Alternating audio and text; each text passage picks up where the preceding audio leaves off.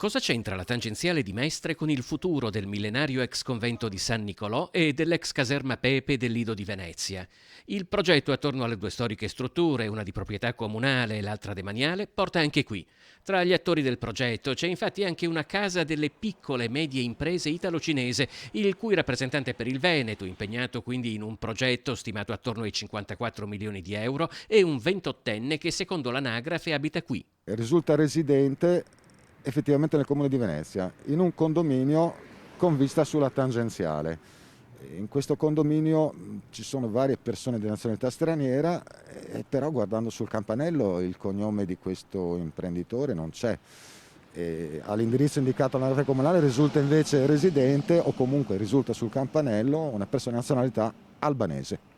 Il consigliere comunale Marco Gasparinetti sta cercando di fare chiarezza in una vicenda che alla casa delle piccole e medie imprese italo-cinesi somma una onlus per lo sviluppo sostenibile e la lotta contro la povertà nel Mar Mediterraneo e nel Mar Nero, creata da un dipendente comunale ora passato alla municipalità del Lido. Non sembra un'impresa facile, visto che nel maggio 2019 due interrogazioni in comune sulla ex caserma Pepe non avevano ricevuto risposta, e non solo. Consigliere comunale Rocco Fiano nella passata legislatura aveva introdotto una regolare richiesta di accesso agli atti, gli è stato detto no, non puoi perché ci sono dei segreti.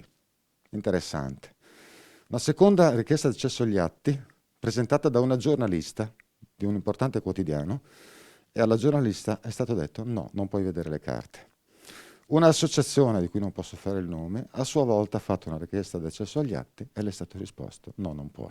Quell'accesso agli atti è riuscito a farlo Gasparinetti, secondo il quale il progetto di destinazione ed uso finale delle due storiche strutture appare chiaro. Ci sono altre cose che purtroppo fanno pensare che il vero obiettivo sia di fare attività ricettiva nella caserma, che ospitava 2000 fanti da mar, quindi spazio ce n'è, camerate o camere ce ne sono, e ristorazione nel monastero, quindi il monastero ristorante e la caserma albergo.